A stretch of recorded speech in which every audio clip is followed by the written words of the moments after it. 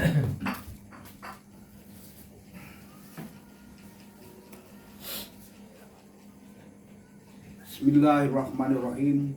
Assalamualaikum warahmatullahi wabarakatuh. Waalaikumsalam warahmatullahi wabarakatuh. Baiklah, kita lanjutkan kembali pembahasan kita, melanjutkan pembahasan yang telah lalu, materi musabik. Malam ini kita membahas dinul Islam, satu-satunya din. Yang dimaksud dinul Islam satu-satunya din, Allah tidak pernah mengajarkan selain dinul Islam. Jadi kalau Islam hanya satu-satunya din. Sedangkan kalau agama banyak di dunia. Karena agama hasil olahan manusia melahirkan agama. Sehingga agama di dunia banyak. Islam kalau sudah jadi agama juga pasti banyak. Karena pendapat, beda-beda pendapat. Jadi Islam hasil pikiran manusia menjadi banyak. Firqoh, tafarruq, beda-beda. Tapi kalau dinul Islam yang dari Allah adalah satu. Allahnya ahad, pemersatu pikiran manusia, pemersatu kehidupan manusia. Ilmu yang diajarkannya satu sistem keilmuan sejak Nabi Adam sampai Nabi yang terakhir. Jadi kita garis bawahi dinul Islam satu-satunya din.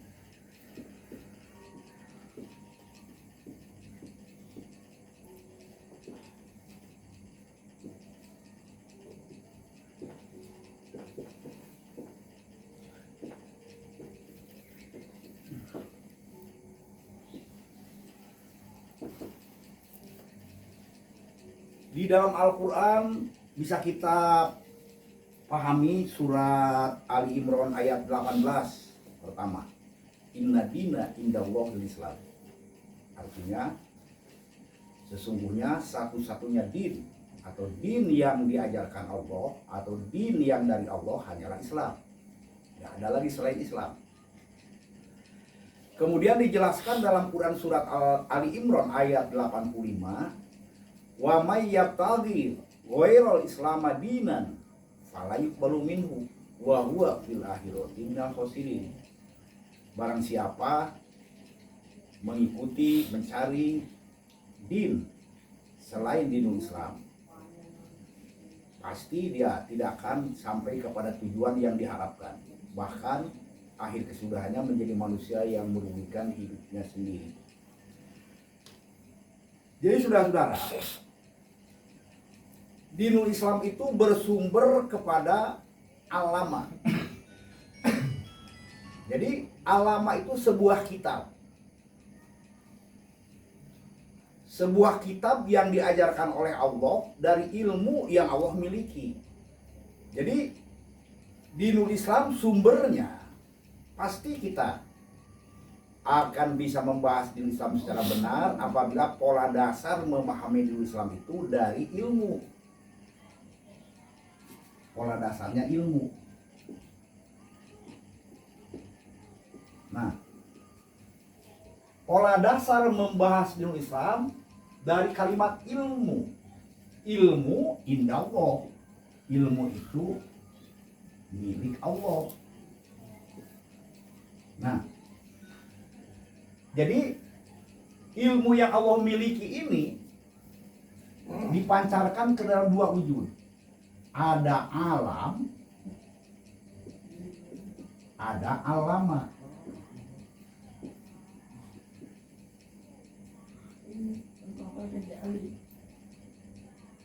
Baik alama atau alam ini merupakan pola kesepasangan di dalam membahas, memahami dinul Islam. Itu dari Allahnya. Sumber dasar, sumber pokok di dalam kita memahami Islam, alama, sebuah kitab wahyu yang diajarkan dari ilmu yang Allah miliki. Untuk manusia bisa melihat model Islam supaya tidak salah tanggap, kalimat Islam ini Allah jelaskan istilah Islam ini kepada kondisi alam. Di dalam Quran surat Ali Imran 83, Allah mencontohkan dulu kalimat Islam ke alam. Ayatnya bisa kita pelajari. Apa ghairi dinillahi yabghun? Satu pertanyaan dari Allah, apakah akan mencari sistem hidup selain yang diajarkan dari ilmu Allah? Walahu aslama. Padahal contoh Islam ini sudah ada dalam alam. Nah, jadi kalimat Islam, pertama Allah memberi contoh. Yang namanya Islam itu seperti halnya Islamnya alam, matahari dan seluruh planet, Merkurius, Venus, Mars, Bumi, Jupiter, Saturnus, Uranus. Semua alam ini sistem jamaah. Sistem tata surya. Matahari dan seluruh planet diletakkan di atas garis edar yang maha pasti. Bumi yang kita tempati ini merupakan planet yang keempat, melayang dia mengelilingi matahari dari titik ke titik selama 1 tahun, 365 hari. Jadi kalimat Islam itu Allah contohkan dulu kepada alam. Alam besar, jagat raya ini, sistema. Kenapa disebut Islam? Karena alam ini sudah jamaah.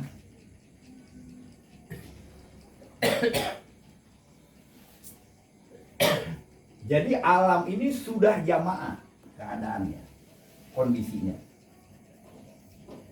Nah, berarti alam besar yang sudah jamaah ini, di bumi planet yang keempat ini ada manusia.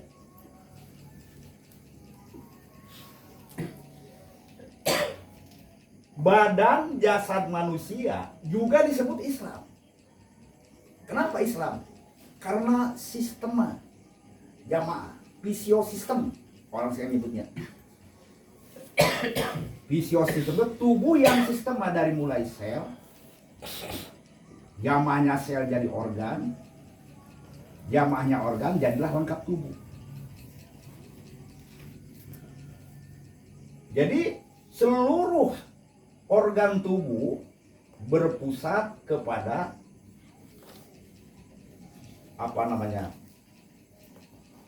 otak, pusat sentral gerakan. Nah, jadi manusia digerakkan seluruh tubuhnya oleh sarafnya, diperintah oleh otak. Alam besar ini pusat geraknya matahari. Jadi kenapa jamaah? Karena ada matahari sebagai titik sentral, pusat gerak. Kemudian planet menerima sinar dari matahari sehingga antar planet menjadi gravitasi, daya tolak tarik antar sama planet. Sinar yang diterima dari matahari pantul memantul antar planet. Sedangkan matahari pusat sinar, titik sentral. Nah, Allah menjelaskan banyak penjelasan alam besar, alam kecil, agar manusia memahami yang dijelaskan dalam alam disebut dinul Islam.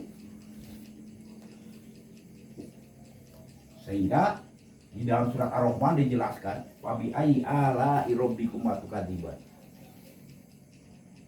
Bagaimana lagi manusia bisa mendustakan dinul Islam kalau sudah memahami contoh Islam di dalam alam ini. Nah, rusaknya pemahaman terhadap dinul Islam melepaskan contoh model ini. Sehingga dinul Islam yang dari Allah tadi terjadi penyaduran, penyelewengan, penyimpangan, maka dinul Islam menjadi dipahami oleh manusia menjadi agama. Ini agama ini berbeda-beda, banyak macam ragam.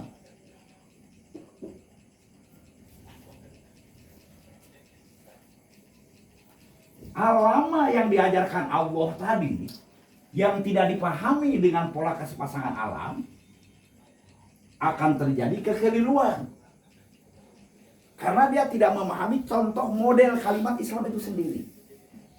Sehingga Islam yang sudah Allah tetapkan adalah ciri khas, karakter, sifat Islam itu adalah jamaah.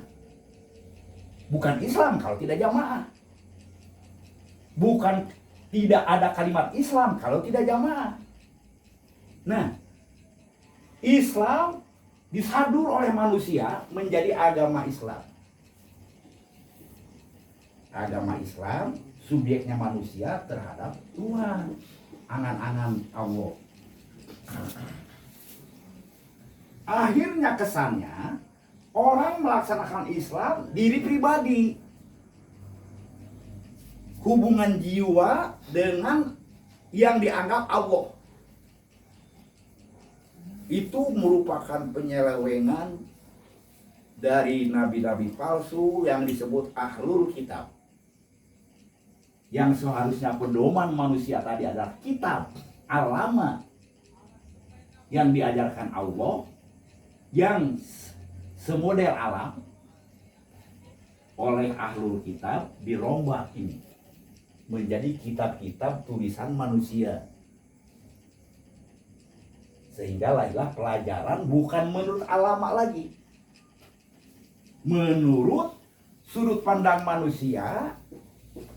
Satu, belajar agama tadi usuluddin, ma'rifatullah, mengenal Allah, pangkal agama, sehingga Allah menjadi objek pembahasan, bukan ilmu. Kedua, syariat, bagaimana hukum menyembah Allah, wajib, sunat, haram, makruh, mubah, dan bagaimana manusia membersihkan dirinya dari dunia untuk lebih dekat dengan Tuhan. Rusaklah kehidupan manusia di dunia, tidak menyelesaikan masalah. Nah, yang lebih parah Islam yang tadi yang sudah jadi agama tadi, yang dibahas bukan persoalan Islam, persoalan hubungan manusia dengan Tuhan yang berbeda-beda melaksanakan. Itu yang lebih parah. Umat Islam tiap masjid beda-beda. Misalnya contoh taraweh, masjid kami 11, masjid kami 21, masjid kami 23, masjid kami 37. Ada yang boleh cepat, ada yang boleh langsam, ada yang boleh segala. Itu yang menjadi pokok persoalan Islam jadi agama. Dengan angan-angan, apa tujuan salat? Berangan-angan mendapatkan pahala yang samar-samar pahala itu. Padahal orang melaksanakan Islam tadi, sholat misalnya, orang sholat itu dirinya akan merasakan, orang lain akan merasakan manisnya dari orang sholat. Kalau kita punya kawan sholat, kita akan merasakan bagaimana pantulan dari dia sholat. Apalagi orang sholat dan sama sholat. Nah, kekeliruan ini dari mulai apa itu Islam digandeng dengan agama. Agama ini dikawinkan dengan Hindu karena datangnya kalimat agama dari Hindu. Yang asalnya hanya tidak kacau saja manusia. Manusia beragama jangan kacau. Jiwanya dihubungkan dengan Tuhan. Tuhan yang mana saja. Kemudian dengan keyakinan-keyakinan yang berbeda sehingga dunia sepanjang sejarah apabila manusia meninggalkan pemahaman al-lama, maka larilah agama, pecah dunia. Jadi al-lama datangnya Rasul menjelaskan dari mulai Rasul Nabi Adam bagaimana mewujudkan kehidupan manusia yang harus jamaah seperti alam. Jadi belajarnya Nabi Adam itu dari mana? Asma itu. Tengok dirimu Adam yang sudah berjamaah, hidupmu dengan keluargamu seperti itu juga jamaah. Tengok bumimu yang ditempati, sudah jamaah. Bumi bisa ditempati karena jamaah, hidupmu juga harus berjamaah. Karenanya Adam sebagai bapak manusia, sebagai Rasul pertama, ajwadnya dengan Hawa dinikahkan harus menjadi tonggak. Nah, jadi batu hitam tonggak jamaah, tonggak pernikahan bapak manusia Nabi Adam dan Siti Hawa. Rumah Nabi Adam itu dulu Masjidil Haram ini. Inna awala baiti wudi'a linnas bi Bakkati mubarakah. Rumah pertama, rumah Allah. Baitullah untuk melaksanakan pembinaan diri ajaran Allah. Pertama, Baitullah di Mekah, yaitu rumah Nabi Adam. Nah, Allah merintahkan tonggak pernikahan ibu bapak manusia tadi dilambangkan batu hitam Hajar Aswad. Sehingga di surat Toha ayat 32, wa'mur ahlaka bisolat wastabir 'alaiha. Adam perintah kepada keluargamu untuk sholat. Ini dia, bulat anak-anaknya, untuk memelihara jamaah persaudaraan keluarga Adam menghadap ke titik pernikahan ibu bapaknya. Itulah sholat. Jadi sholat mentaati hukum Allah, tujuannya supaya kekeluargaan manusia di bumi ini bersaudara terus terpelihara. Makanya lambangnya Allahu Akbar, taat kepada apa yang ditetapkan Allah, aturan Allah. Ujungnya supaya hidup Islam, saling menyelamatkan di bumi Allah ini. Jadikanlah bumi Allah ini hidup bersaudara. Karena Allah menciptakan manusia dengan Islam tadi di surat Al-Baqarah ayat 213, kana nasu ummatan wahidah. Keberadaan umat manusia di bumi harus umat yang satu bersaudara. Itu tujuannya Islam tadi. Jadi kalimat Islam, sifat Islam, karakter Islam harus jamaah. Jadi kebalikannya, kalau tidak jamaah itu bukan Islam. Dan la islama kata Nabi illa bil jamaah. Tidak ada Islam, tidak ada sebutan Islam, dan tidak bisa melaksanakan Islam apabila tidak ada jamaah. La jamaah illa bil imaroh. Tidak ada jamaah dan tidak disebut jamaah kalau tidak ada kepemimpinan. Wala imarota illa bil bainah. Tidak ada pemimpin kalau tidak ada pernyataan setia kepada pemimpin. La bai'ata illa bito'ah. Tidak ada pernyataan setia kecuali adanya taat. Jadi alam berjamaah, alam besar di tempat di bumi karena ada sumber geraknya, titik sentral matahari. Manusia disebutkan sistem tubuh karena ada nervous system, pusat saraf. Kenapa orang lumpuh? Karena otak gak mau memerintah lagi. Seluruh organ tubuh berhubungan dia dengan otak, terima perintah. Kemudian ada yang sifat otonom pun tetap dia tidak lepas dari hubungan dengan otak. Misalnya yang sifat otonom itu perut, pencernaan. Pencernaan itu kalaupun otak tidur dia tetap kerja, dia kerja. Walaupun otaknya tadi sedang istirahat, tidur, tetap pencernaan menggiling makanan. Tetapi tidak lepas daripada hubungan dengan otak, pusat saraf. Kalau sakit perut pasti otak yang merasakannya. Nah, jadi bentuk-bentuk sistem contoh ini Allah ajarkan dengan ribuan ayat agar manusia mengerti sistem kerja alam ini yang sudah jamaah, sehingga manusia tidak salah gagal paham dalam memahami Islam. Jadi kalau kita perbandingkan 6.000 ayat, ribuan ayat menjelaskan contoh alam, hanya beberapa ratus ayat saja yang menjelaskan Islam, hidup Islam. Lebih banyak contoh. Nah, agar manusia mengerti. Sekarang, kenapa Islam tadi salah? Islam satu sumbernya. Jadi kalau belajar Islam sekarang apa sumber? Gitu. Pak Ustadz, apa sumber Islam? 5. Ada yang 4, ada yang 3. 1 Quran, 2 hadis, 3 ijma ulama, 4 kias, 5 istihsan. Itu sumbernya. Kalau ijma ulama disalahkan oleh Quran, yang kuat ijma. Seharusnya kata ulama, kalau pendapat saya ini, kata Imam Maliki, Imam Syafi'i, Hambali semuanya bertentangan dengan sunnah, ambil sunnah, jangan pendapat saya. Jadi ambil sunnah, Quran dan sunnah. Tapi orang sekarang, kalau pendapat imam-imamnya ini bertentangan dengan Quran sunnah, dia lebih ngambil kepada bentuk-bentuk pendapat ulamanya. Itu yang disebut muslim tadi jadi aba-ana.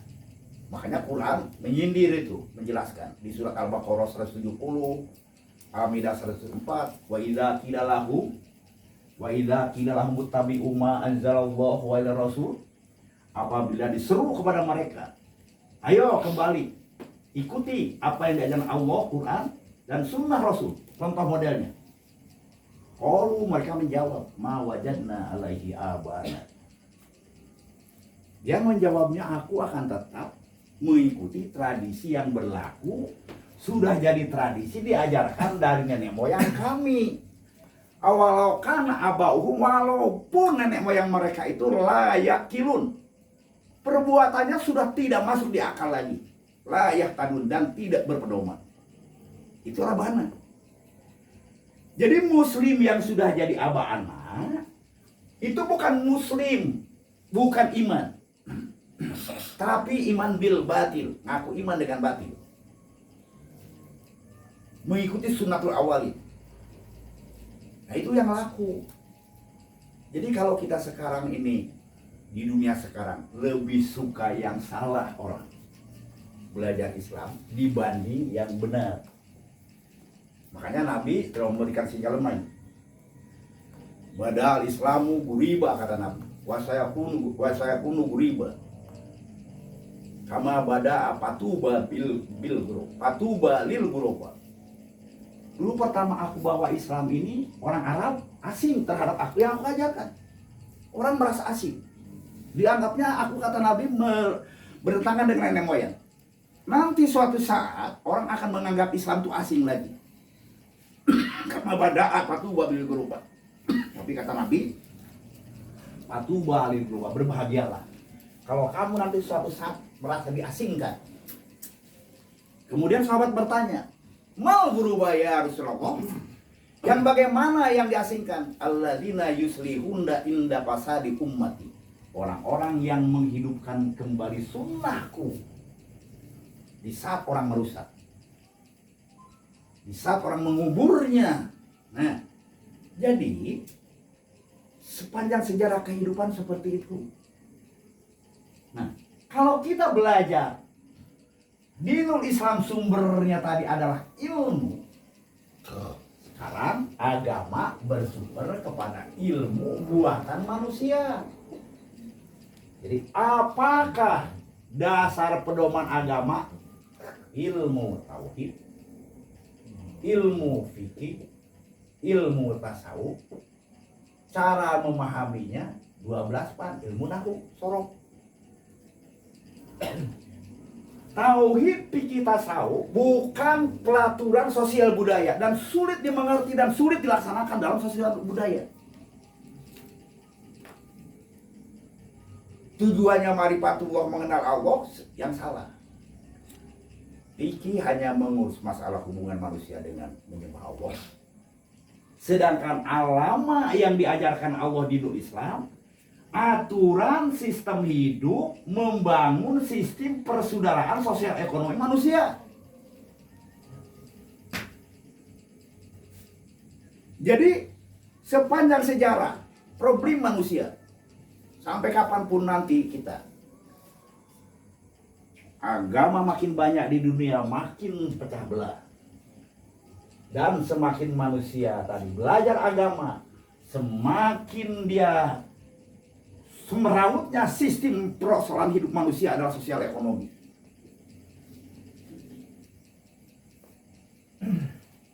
Jadi kenapa seperti ini? Ada Jipti Togut, ada sutradaranya sepanjang sejarah tadi. Di saat Nabi dan para sahabat membangun kehidupan Islam, ada sutradaranya menyalurkan lagi, dimulai oleh Muawiyah. Jadi di dunia tadi ada sutradara untuk bagaimana membangun satu sistem kehidupan orang-orang yang bagaimana membangun kehidupan ini secara feodalis, kapitalis, yang tidak ridho dengan sistem Islam ini.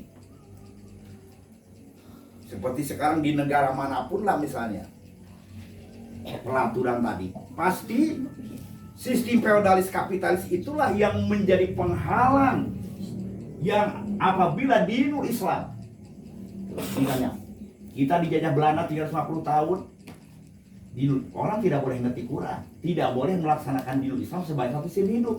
Tapi kalau melaksanakan agama, bahkan oleh Belanda disuruh didukung.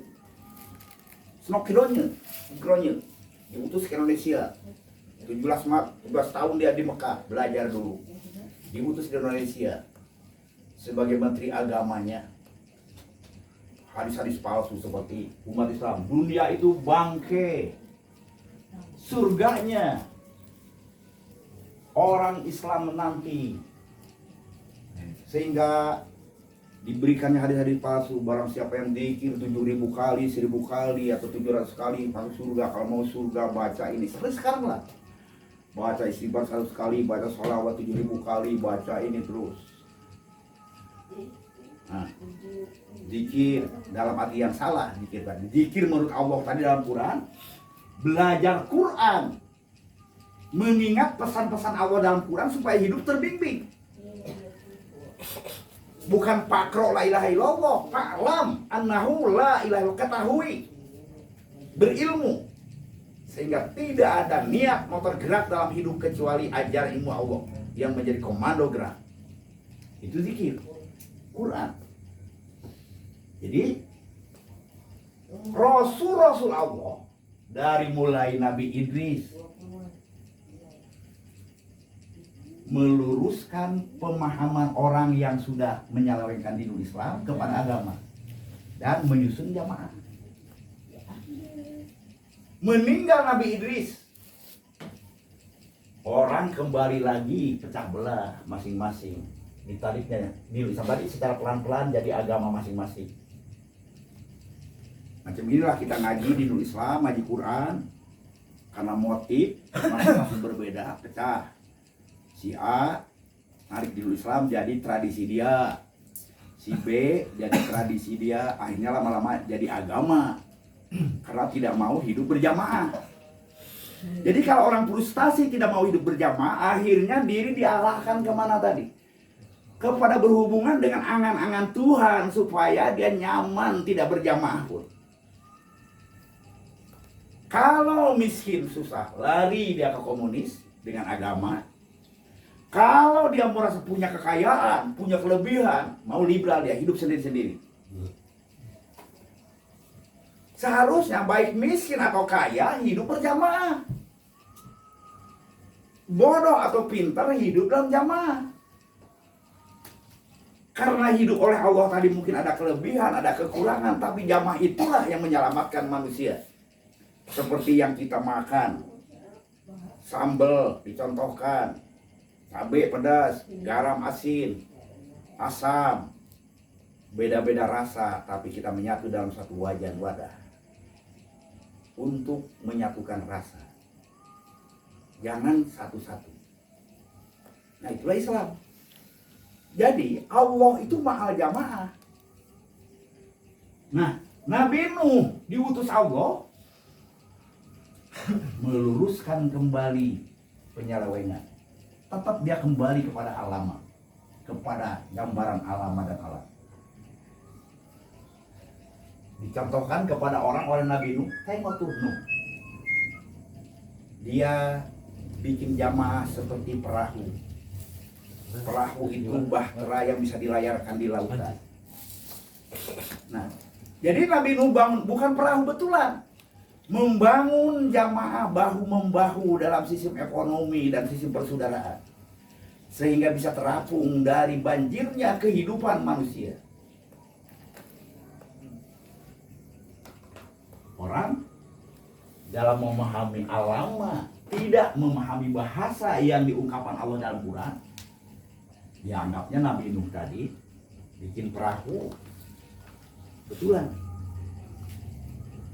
Nah, Nabi Nuh membangun jamaah, diberikan waktu 900 tahun, ditambah lagi 950 tahun dia berjuang. Karena jamaah tidak selesai, saking sulitnya manusia waktu itu, asadu kufran wa nifaqo, biang kerok, kafiran. Nabi Nuh dihina dengan drop out.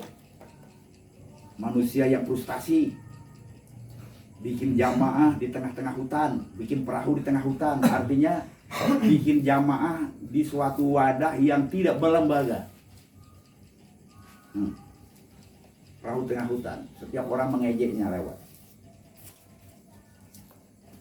Tapi akhirnya Nabi Nuh mampu menyelamatkan umat manusia yang betul-betul mau hidup dalam jamaah. Selain orang yang tidak taat mau hidup dalam jamaah, semua tenggelam. Hidup hancur dengan kehidupannya. 950 tahun. Kemudian setelah ratusan tahun kemudian umat setelah Nabi Nuh tadi menyeleweng lagi, pecah. Diutus lagi Nabi Hud. Nabi Hud lebih parah lagi menghadapi manusia-manusia. Nabi Lut, manusia sudah menolak sistem jamaah liberal. Nabi Nuh terus berjuang, Nabi Lut terus.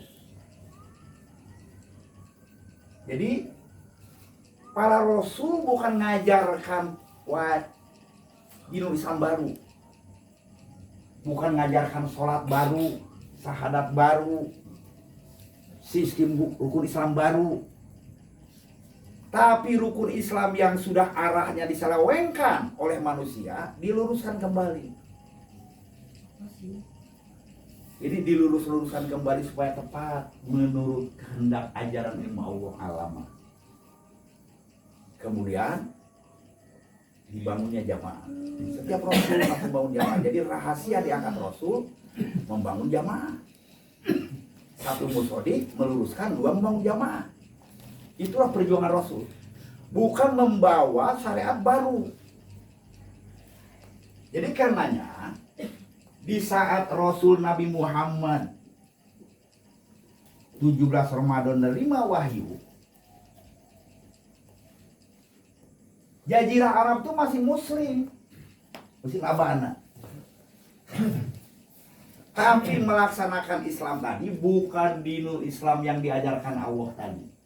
Islam udah maunya Abu Jahal, menurut maunya Abu Sufyan, menurut tradisi Arab, Quraisy. Masjidil Haram tuh masih berdiri tegak, datang dikunjungi manusia di mana-mana. Nabi Muhammad masih anak-anak, belum jadi nabi. Kan sejarah semua orang tahu Nabi Muhammad masih anak-anak. Pasar Ukad di pinggir Masjidil Haram tuh, madu syair, datang dari seluruh dunia naik haji. Pernah terjadi perang Harbul Fijar, perang Angkara. Jadi bulan haji terjadi peperangan antar kabilah. Nah, jadi masalah rukun Islam itu udah gak asing lagi. Kalau kita lihat Nabi Muhammad bin Abdullah umur 25 tahun nikah ke Khadijah. Yang khutbah siapa? Abu Thalib. Abu Thalib itu orang kafir, muslim abana. Apa yang dibaca Abu Thalib? Sama ya dengan yang dibaca oleh Tuan Kadis sekarang di saat nikahkan Abu Thalib si Khadijah. Siapa yang khutbah Abu Thalib? Alhamdulillah nasta'inuhu wa nastaghfiruh wa na'udzu billahi min syururi anfusina wa sayyiati a'malina. Artinya tradisi syariat nikah, hitan, akikah di saat Muhammad bin Abdullah lahir 7 hari. Abu Thalib membawa Muhammad bayi tadi ke Masjidil Haram, diakikahkan. Kemudian dia berdoa, ya Allah jadikanlah cucuku ini anak yang bermanfaat di bumi dan di langit. dan aku sembelih 2 ekor kambing. Diakikahkan. Artinya dia masih terkesan sunnah Rasul Nabi Ibrahim tadi oleh eyangnya. Terus di saat terjadi kerusakan Ka'bah, tergeser karena banjir, seluruh kabilah berperang bahwa mereka menginginkan kabilah mereka yang berhak mengembalikan menempatkan Ka'bah batu hitam di tempatnya. Hampir terjadi peperangan. Banu Hasim, Banu Umayyah, Banu Huza'ah, Banu tadi berperang, berdebat. Kemudian ada satu pendapat untuk menjadi hakim dalam menempatkan kembali batu hitam Hajar Aswad ke tempatnya. Siapa yang pertama besok masuk masjid, Masjidil Haram maksudnya. Jadi di hari itu yang paling pertama masuk masjid Muhammad bin Abdullah yang rajin pertama. Hanifah Muslimah yang tetap memegang tradisi sunnah Nabi Ibrahim, 4 orang saja. Muhammad bin Abdullah, Qus bin Iyad, Umayyah bin Saud, Waraqah bin Naufal. Muhammad bin Abdullah paling pertama masuk masjid. Sehingga di saat besok paginya Muhammad bin Abdullah itulah yang berhak menjadi hakim. Kemudian dari sinilah karakter seorang pemimpin calon Rasul tadi.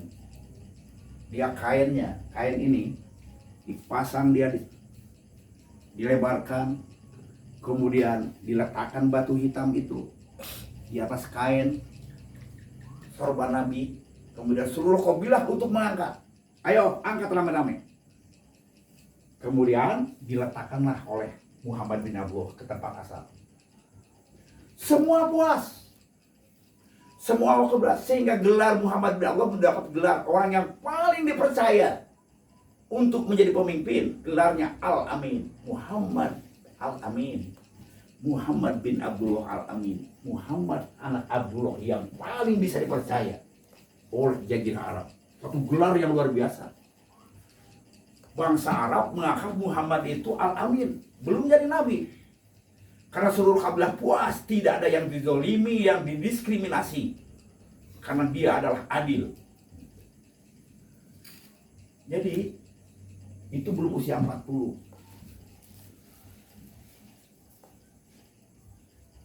Karena gelar Al-Amin inilah, melihat kenyataan bangsa Arab yang tafaruk, muslimnya aba'ana, dunia secara umum dia Romawi terus berperang dengan Persia.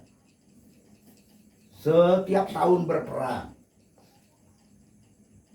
Ibaratnya Quran menggambarnya wa kuntum ala safahu pertingganan, sudah hampir di ujung tanduk kehancuran dunia. Pada waktu berperang dua kekuatan Persia lawan Romawi. Jadi sekutunya kemana Jazirah Arab? Semua bersekutu. Nah, jadi di usia menjelang 40 tahun, beban Al-Amin inilah yang menjadikan Muhammad bin Abdullah menyendiri gua Hiro untuk merenung, berdoa, mencari petunjuk jalan keluar bagaimana menyatukan, menyelamatkan umat yang berpecah belah. Kalau kita sekarang punya gelar Al-Amin, berpikirlah bagaimana Indonesia yang pecah belah, dunia yang pecah belah, umat Islam yang pecah belah. Pasti kita berpikir, pasti kita pun jadi dokter yang tidak boleh memihak. Maksudnya tidak boleh memihak kepada satu aliran, karena itu semua salah. Yang namanya Muhammadiyah salah, bukan Islam seperti Nabi. Yang namanya Wasliyah NU salah, bukan Islam yang diajarkan Nabi Muhammad dulu. Yang namanya Torekat, Nasabandiyah atau Torekat yang lain-lain, ataupun yang namanya HTI salah. Yang namanya Front Pembela Islam salah, NII salah, karena tidak seperti Islam yang diperjuangkan oleh para Rasulullah dahulu. Dan sumbernya pun sudah tidak seperti yang diajarkan Allah lagi. Seharusnya kita berpikir, kalau ingin menyatukan tadi, Kalau kita memihak, bahkan tambah salah. Memihak itu ikut aliran gitu. Makanya Quran bukan aliran. Ahad, pemersatu. Bagaikan dokter tadi harus misalnya diagnosa dulu penyakit perpecahan itu di mana. Apakah perlu dioperasi? Memang penyakitnya udah luar biasa? Apakah hanya cukup injeksi saja? Atau hanya cukup pel saja? Itu dokter tadi. Mengadakan dulu diagnosa terhadap penyakit yang ada pada umat ini. Nah, Nabi Muhammad seperti itulah dia ada, menyendiri. Di puncak tertinggi Sidratul Muntaha. Bukan itu tuh. Bukan orang menyebutkan di atas langit aras ada Sidratul Muntaha, bukan itu. Sidro, puncak kesadaran manusia yang paling tinggi. Bebas dari pengaruh lingkungan. Bisa dia sholat dengan Allah karena Sidratul Muntaha. Karena puncak dunia ini nggak ada lagi pengaruh apapun bagi dirinya, itulah Sidro. Sidro Muntaha.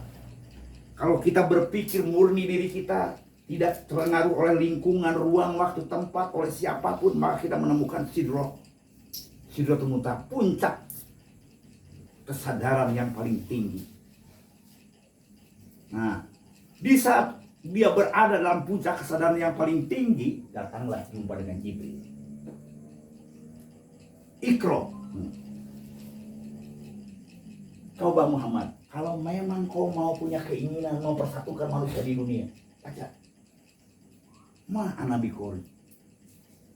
Belum ada gambaran tentang petunjuk itu datang. 3 kali. Nabi Qori. Hanya puncak Sidratul Muntaha inilah tadi yang bisa menerima wahyu Allah. Makanya Jibril mengajarkan Bismillahirrahmanirrahim. Iqra bismi rabbikal ladzi khalaq. Jadi puncak kesadaran manusia tertinggi itulah jangan menurut dirimu atas nama Allah. Bismillah. Aku berbuat. Siapa dia Allah? Alamatnya Ar-Rahman, alamat Quran yang mengajarkan Quran. Untuk apa? Membangun jamaah agar hidup manusia hidup kasih sayang. Jadi bebas dari hawa nafsu subjektif diri manusia. Bismillah itu. Jadi kita baca bismillah, baca Quran, harus Sidratul Muntaha, harus puncak yang tidak ada pengaruh hawa nafsu. Kalau bismillah tadi tidak Sidratul Muntaha, mana bisa jumpa, mana bisa sholat. Sholat itu hubungan dengan ilmu yang diajarkan Allah tadi. Nyambung. Makanya Quran itu bebas dari ruang, waktu, tempat. Tidak terpengaruh oleh ras, suku, tempat. Tidak terpengaruh oleh tempat. Ini bukan punya orang Arab, bukan punya orang Indonesia, bukan punya orang Belanda, Barat. Bukan, Quran itu bukan bahasa orang Arab, bukan bahasa orang Belanda, tapi bahasa wahyu yang Arabiyun. Bahasa mempersatukan manusia di dunia. Nah, sesuai dengan keberadaan Allah. Jadi saudara-saudara, di saat Sidratul Muntaha inilah, makanya disebut Guha Hiro. Itu lambang saja. Guha berarti tempat yang tertutup. Hiro itu huriyah, bebas, merdeka. Jadi Muhammad dalam satu tempat yang tertutup, tidak dilihat orang, tidak diketahui orang, dan bebas, merdeka tanpa pengaruh apa-apa. Tidak ada pengaruh apapun dia, merdeka. Jumpalah dengan Jibril. Jumpa dengan kebenaran. Sedangkan kalau ini tadi, ini banyak nih aliran-aliran yang pencetus agama. Siddhartha Gautama, Konghucu, yang bikin agama. Dia terikat dengan lingkungan di mana dia berada. Disebutnya terkurung oleh ruang, waktu, dan tempat. Di saat dia di hutan, dia nyari Tuhan, dewa hutan. Di saat dia di laut, nyari Tuhan, dewa laut. Di saat dia miskin, pasti berpikir Tuhan. Yang seperti orang miskin, dia kaya. Kalau itu semua mempengaruhi dirinya. Jadi Quran tadi makanya disebut turunnya Lailatul Qadar, malam turunnya rancangan pasti Allah untuk kehidupan manusia. Jadi Iqra 5 ayat yang ditanjilkan Allah kepada Nabi Muhammad oleh Nabi Muhammad dipahaminya dengan gambaran secara seluruh tafsir Al-Quran untuk membedakan ilmu bukan ilmu yang dimiliki manusia ini. Kemudian lebih ditarik kepada bagaimana contoh alam dalam menyusun. Jadi para rasul melaksanakan tradisi, melaksanakan wahyu ini mencontoh alam ini. Nabi Adam belajar dari alam, kemudian oleh Allah di dalam Quran dijelaskan orang-orang yang sudah bisa melaksanakan sunnatullah alam ini.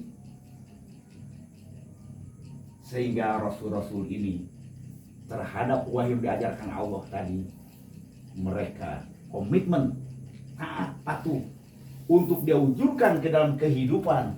Apa yang diperintahkan Rasul tadi ada satu, pikirannya harus diluruskan, jangan campur pasapa. Kedua, dia harus hadir dalam jamaah, harus tersusun. Sehingga sebutan definisi iman, Islam, ihsan berhubungan dengan pikiran dan hadir di sini. Kalau mau menerima wahyu syahadat, satu, lurus pemahamannya, fa'lam. Kedua, fasad, hadir. Kalau tidak fa'lam, tidak fasad, tidak hadir, tidak bisa, Anda bukan orang mukmin. Fa'lam, mau belajar terus Quran, fasad, hadir, mau disusun dalam jamaah, dijamin Anda selamat dunia sampai ke akhirat. Nah, jadi seperti itulah bentuk-bentuk perjuangan para rasul tadi di dalam membangun, melaksanakan dinul Islam, sehingga perjuangan Nabi Muhammad dibagi dua periode. Pertama, pengkaderan, pembentukan Ashabul Awalun, orang inti yang merupakan kader-kader yang akan menegakkan jamaah. Ashabul Awalun itu ibarat bingkai di dalam suatu lukisan. Quran itu harus ada kader, harus ada penegak. Seperti Allah dulu mau menciptakan alam, harus ada sistem malaikat yang akan mengatur, mengurus. Jadi berjuang selama 4 tahun dia membentuk korp inti, kader-kader yang basatan fil ilmi wal jismi. Nah, setelah itu syahadat yang dimiliki para sahabat tadi terus berjuang dalam kondisi zulumat periode Makkiyah untuk bagaimana mengislamkan, merubah pikiran-pikiran manusia, merevolusikan berpikir manusia supaya betul-betul belajar bebas dari falsafah, kembali kepada ilmu yang diajarkan Allah. Nah, jadi di saat Nabi Muhammad tadi rindu untuk memasyarakatkan Quran dalam sisi sosial ekonomi, di saat melaksanakan haji, jumpa dengan orang Yasrib, 72 orang dia sedang melaksanakan haji di Arafah. Di kemah-kemah tidur malam, Nabi menjumpai mereka, kemudian dimusodik oleh Nabi selama orang itu melaksanakan haji. Akhirnya mereka mengadakan perjanjian di tahun depannya haji untuk Nabi pindah ke Yasrib. Mereka yang 72 orang diwakili oleh 12 orang berjanji siap mendukung Nabi dalam melaksanakan Al-Quran di Yasrib, dan akan membela mati seperti kepada anak dan istrinya, mendukung perjuangan Al-Quran. Poin-poin perjanjian itu ditandatangani oleh 12 orang, sehingga di tahun depannya Nabi berjanji akan pindah melaksanakan tugas dakwah ke Yasrib. Nah, jadi setelah 13 tahun di Mekah, maka Nabi di tengah malam gelap, di saat orang Mekah sudah tidak suka lagi dengan Nabi karena perjuangannya terus melebar meluas, sehingga mulailah orang itu akan bersiap membunuh Nabi. Dari mulai pagi sampai malam dikepungnya rumah Nabi. Nah, kemudian jam 2 malam Senin, kemudian Nabi keluar Dan kemudian dalam sejarah disebutkan seluruh orang yang mengepung rumahnya tidak melihat Nabi keluar. Kemudian menjemput Abu Bakar pergi hijrah ke Yasrib, melewati gunung-gunung yang pernah Nabi waktu muda dia tempat ngamen kambing dia lewati. Jadi bagaimana dalam perjalanan sejarah Abu Sufyan untuk menyuruh mengejar, akan memberi hadiah, berbagai macam hadiah, siapa yang bisa mengejar Nabi Muhammad. Itu dalam sejarah tadi. Nabi bersembunyi di sebuah gua Thur. Kemudian sahabat tidak ada, orang-orang Quraisy tidak ada yang menemukan Nabi. Nah, saudara, perjalanan hijrah Nabi ke Madinah itulah sampai ke Madinah. Kemudian dibangunlah masyarakat Islam di Madinah dan diwujudkan untuk memasyarakatkan Quran dalam sistem sosial ekonomi. Dan seluruh orang Yasrib terus diajari oleh Nabi Al-Quran. Jadi dari Madinah itulah contoh model masyarakat Islam. Pada akhirnya 3 tahun, 10 tahun Madinah, 3 tahun setelah pindah ke Yasrib, Mekah putus, bertekuk lutut di dalam jamaah Islam Nabi Muhammad akibat perjanjian Hudaybiyah. Kemudian 2/3 penduduk dunia di saat berperang Romawi dan Persia pada akhirnya dibiarkan oleh Nabi, akhirnya meminta perlindungan kepada jamaah kekuatan Nabi, dan pada akhirnya dilumpuhkan Persia dan Romawi oleh Nabi. 2/3 bertekuk lutut menerima jamaah Islam. Itulah yang disebutkan aku aja. Artinya jamaah Islam diterima oleh seluruh dunia. Tetapi di dalam masuknya jamaah tadi, orang-orang membawa aliran masing-masing. Dari Persia, dari Romawi, dari mana-mana, membawa aliran masing-masing, sehingga hanya beberapa tahun kemudian saja Islam itu terpelihara kebenarannya. Setelah itu orang masuk Islam, mereka yang membawa aliran dari tempat masing-masing. Makanya lahirlah berbagai macam agama, aliran Islam. Jadi kalau kita lihat Islam tadi ada aliran Torekat, ada aliran ini, itu karena umat Islam masuk jamaah, casingnya adalah Islam, tapi otaknya masih dalam keadaan falsafah. Karena itu jadi pelajaran kepada kita semua bahwa orang-orang yang hadir dalam jamaahnya harus mengerti Al-Quran, mengerti kitab, mengerti pedoman, sehingga kita iman jamaah ini karena kita samina atona kepada Al-Quran yang diajarkan Allah, supaya kita bernilai iman. Inilah kepada saudara-saudara, supaya kader-kader harus betul-betul setiap orang mengerti apa itu Bismillah, Fatihah, apa itu rukun Islam, apa itu iman. Karena andai kata orang-orang dalam jamaah ini tadi adalah hadir kemudian tidak faham, pemahamannya benar, dia akan mudah kembali kepada pemahaman-pemahaman yang disebutkan falsafah atau keagamaan. Nah, inilah saudara-saudara, sebagian kita memahami din Islam sebagai satu-satunya din, dan kita lanjutkan kembali pada pertemuan malam Selasa yang akan datang.